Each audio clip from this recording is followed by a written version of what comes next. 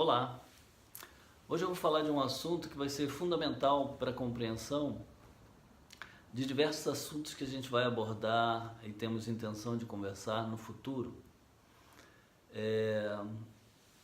Então ele é de suma importância uma compreensão e eu vou tentar falar numa linguagem bem acessível, porque a nossa intenção, quando eu digo a nossa, hoje me perguntaram: você está falando sozinho? Quem somos nós?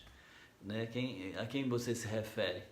Bem, eu não me acho no direito de dizer que eu estou falando por mim, né? Eu tenho dialogado com colegas médicos, psiquiatras e amigos psicólogos, familiares e principalmente e também com clientes e pacientes doentes, de todos nós, desse grupo de colegas.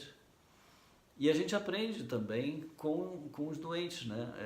Na faculdade de medicina é tradicional em todo agradecimento a gente agradecer ao cadáver, né? O corpo, não só o cadáver, mas o doente também, ao conversar conosco, ao permitir essa interação, ele nos ensina muito mais. Então eu uso o termo no plural, porque não é uma concepção, um aprendizado só meu, né? É um conjunto. Explicado esse parênteses aí, vamos para essa nossa conversa. Então, o estudo de traumas psicológicos e traumas da infância vem evoluindo e hoje em dia já se consegue separar por que algumas situações mantém-se o trauma com resíduos, uma pessoa traumatizada por muito tempo, às vezes até a morte, sem nunca conseguir eliminar isso. E teve um pesquisador que observou que os répteis não acumulavam resíduos de trauma, né? Não ficavam traumatizados, eles passavam por uma experiência, ficavam estressados e depois era como se nada acontecesse. E aí vieram os estudos consequentes a esse pesquisador, depois a gente põe na referência os nomes, que o nosso sistema nervoso central dos seres humanos, que não viemos de Adão e Eva, viemos na evolução dos animais, né, no planeta Terra, teve uma formação primitiva, que foi o tronco dorsal, o chamado tronco da medula dorsal, né? A partir dos peixes cartilaginosos, que foram esses primeiros animais que montaram esse primitivo sistema nervoso, em que a função dele era principalmente regular se estava em perigo ou em segurança. E esse sistema autônomo tomava decisões de liberar algum hormônio, de alterar algum funcionamento de algum órgão, enviar sangue para um lado ou para o outro, né? Então esse primeiro sistema nervoso autônomo, principalmente representado pelo nervo vago, que é o maior nervo aferente. Aferente quer dizer que ele leva informação ao cérebro de todas as vísceras, de grande parte das sensações do tronco e vísceras, né? E isso já existia nos peixes cartilaginosos. E a resposta desse peixe a uma situação de perigo, por exemplo, a falta de oxigênio, ele está em ameaça de morte. O que ele fazia? Ele diminuía o metabolismo para que o consumo de oxigênio fosse o mínimo e ele conseguisse sobreviver.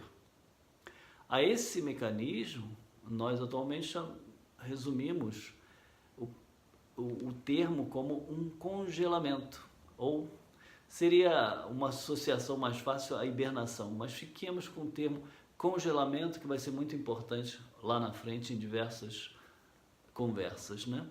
Então, depois do peixe cartilaginoso, esse animal foi evoluindo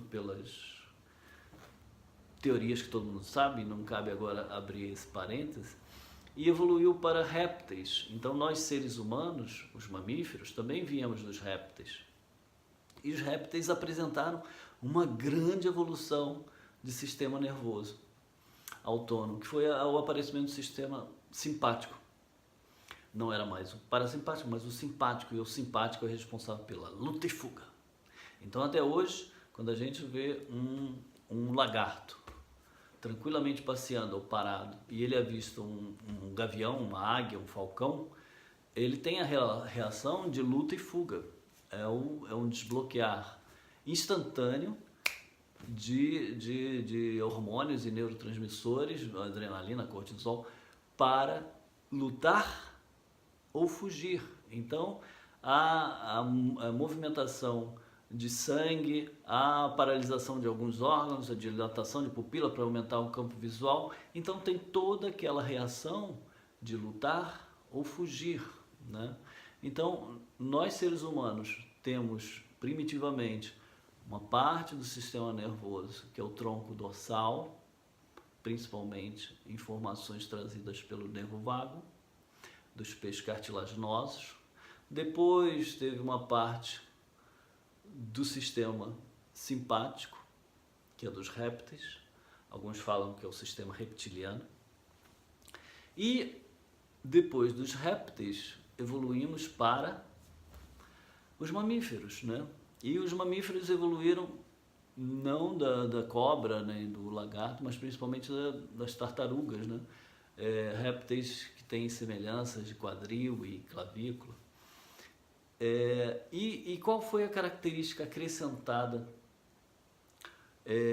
pelo sistema nervoso autônomo dos mamíferos? Eles recebiam aferências e eferências pela parte ventral do tronco, né? Então tínhamos a parte dorsal, a parte do sistema simpático e agora a parte ventral, anterior do tronco, né? Da medula.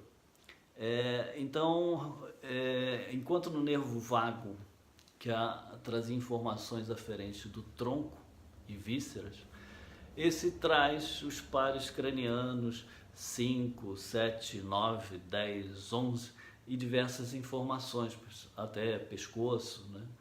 Músculos da face, e que ele tem uma função de modular as ameaças.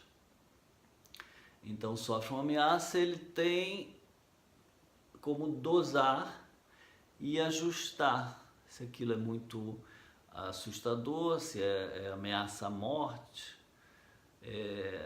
ou o quê, né? Então isso, e se não reage, mas depois ajuste e destraumatiza, elimina os resíduos, né, daquele primeiro trauma. Então ele tem uma função de dimmer, né, de potenciômetro, é um termo em inglês, é o mais usado, é um dimmer, igual da luz, né, ou do volume do rádio, né? Então esse sistema ventral também é responsável pelo ritmo respiratório. E por que isso é importante? É porque existe depois alguns estudos de que um ser humano sujeito a um trauma, o trauma pode ser tão forte que ele não consegue manter os 3 sistemas para responder a esse trauma.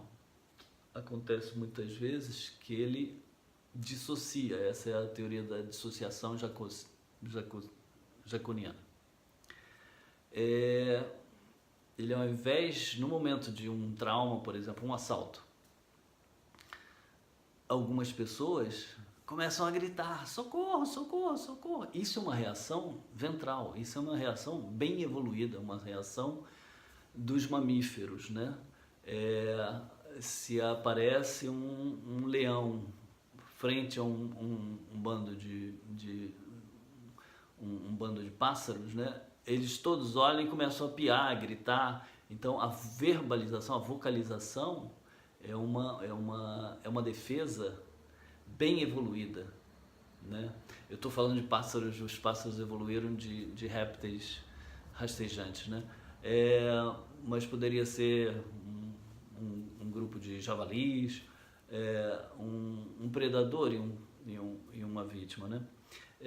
Então, uma pessoa que sofre um assalto e grita, ele está usando o último nível de resposta. Mas tem pessoas que não conseguem gritar. No momento, ela resolve enfrentar. Então, ela dissociou o nível mais recente de resposta ao trauma e ele entrou no simpático. Ele enfrenta, ou então sai correndo, sem falar nada, sem ninguém perceber. Mas há situações em que o trauma não se pode dizer foi um trauma maior ou foi um trauma menor. Não, depende de toda a experiência dessa pessoa, em que idade aconteceu esse trauma, né? Que aí a experiência vai ser diferente. Tem situações em que o trauma é tão forte que a pessoa que sofre o trauma dissocia o sistema dos mamíferos, falamos assim para ser mais didático, dissocia o sistema do réptil, e ele tem uma resposta do sistema primitivo. Ele congela. É aquela reação que também alguns animais têm quando tem uma ameaça, finge de morto. Então ele congela. Diminui todo o metabolismo para que se poupe e fique congelado. Não sei se está ficando muito confuso. Então, recapitulando, a evolução do sistema nervoso autônomo para chegarmos até o ser evoluído, mais evoluído, que é o mamífero, vem dos peixes cartilaginosos, que é uma resposta de avaliar se está em perigo ou em segurança. Se estiver em perigo, diminui o metabolismo, congela, fica parado. Depois vem o sistema nervoso simpático, que é lutar ou fugir, é o sistema dos répteis, mais evoluído que os peixes cartilaginosos. E por último, o sistema nervoso parasimpático ventral, que é dos mamíferos, né? Peixes cartilaginosos, répteis e mamíferos. A resposta de cada um era diferente.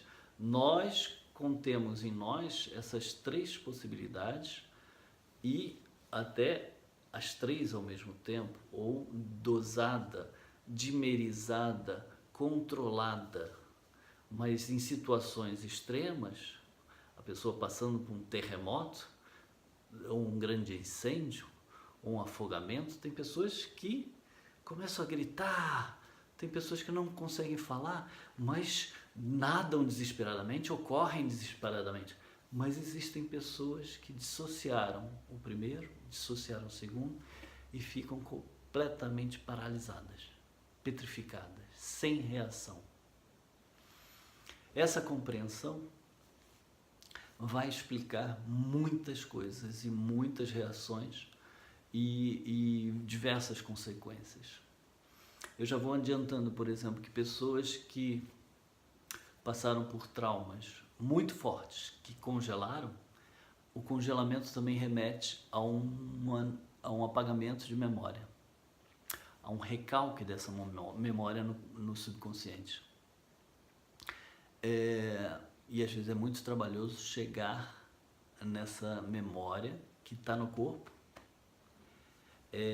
mas as reações futuras, posteriores a esse trauma, dependendo da idade em que aconteceu, podem ter o mesmo resposta, porque está habituado a responder ao trauma com congelamento. Então, uma criança que sofreu um abuso ou um grande trauma na infância, nos traumas futuros, mesmo que não tenham relação da ameaça, ele pode reagir da mesma forma, né? Pode reagir de uma forma congelante, que facilmente apaga a memória.